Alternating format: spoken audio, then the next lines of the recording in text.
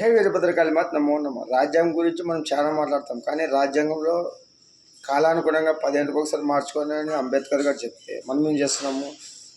మనకు అవసరమైన వాటి మార్చుకుంటూ మనకి లొసుగులు అన్నీ ఎట్లే పెట్టినాము. ఒక విద్యార్థికి ఒక కేసు ఉంటే ఉద్యోగం రాదు. మళ్ళీ అటువంటిది రాష్ట్రాన్ని దేశాలని ప్రజాప్రతినిధులు ఎట్లా ఒక కేసు కూడా ఉండకూడదు, అవినీతి మరక కూడా ఉండకూడదు. అటువంటి వాళ్ళని ఎన్నుకుంటే మన దేశము రాష్ట్రాలు బాగుపడతాయి. రాజ్యాంగం చేసే వాళ్ళు ఎంత పవిత్రంగా ఉండాలి. ఇది తర్వాత ఇప్పుడు తమిళనాడు విజయ్కి 108 వచ్చినాయి. రాష్ట్రంలో అత్యధిక మెజార్టీతో ప్రథమ స్థానంలో ఉంది. మళ్ళీ అటువంటిప్పుడు డైరెక్టింగ్ ఇచ్చేయాల. కాలానుగుణంగా మ్యాజిక్ ఫిగర్లు అవన్నీ అనకూడదు. 108 అంటే చాలా డిఫరెన్స్. 30 దగ్గర అన్న డిఎంకి 72 వచ్చినామంటారు. మళ్ళీ ఏంద్రనైనా ఇదే ప్రజాస్వామ్యాన్ని అపహాస్యం చేసినట్ల.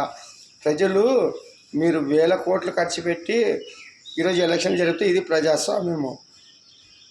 నీ అంతలా తయారైపోయినారు రాజకీయ నాయకులు. ఉచితాలు ఇష్టం ఉన్నట్లు ఇచ్చుకుంటూ పోతే ఎక్కడి నుంచి తెస్తారో? రాష్ట్ర దేశం ఉచిత విద్య అండి.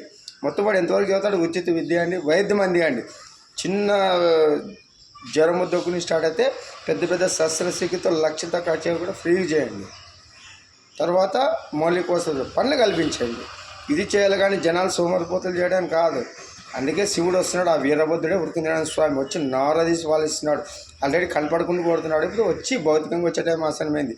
జనాలు సోమరిపోతులు చేసి నాశనం చేసి సనాతన ధర్మాన్ని నాశనం చేసుకుంటా భారతదేశాన్ని చెడ్డపేట తెస్తుంటే పాశ్చాత్యుల అలవాటై లివింగ్ రిలేషన్లో అక్రమ సంబంధాలు, విచ్చలవిడితనము, యువకులు తాగి ఎట్లా తయారవుతున్నారో, మాంసము మద్యం మత్తులో తూగి కామక్రోధాలు పెరిగి నాశనం చేస్తుంటే వీరభద్రుడు ఊకుంటాడా? నాశనం చేయడానికి వస్తున్నాడు వీరభద్రుడు. వర్షంగా ఉంటారా? వెళ్ళకండి, ఇలా అంటే కాల్ చేయండి ఇంకా అంటాడు. ఇది వీరభద్రుని ఆజ్ఞ. వీరభద్రుడు ఎట్లుంటుందంటే ఊచిపోతా వర్షంగా తింటే వింటారు, లేదంటే అంతే. ఇంకా జై వీరభద్ర నమో నమః హరి ఓం.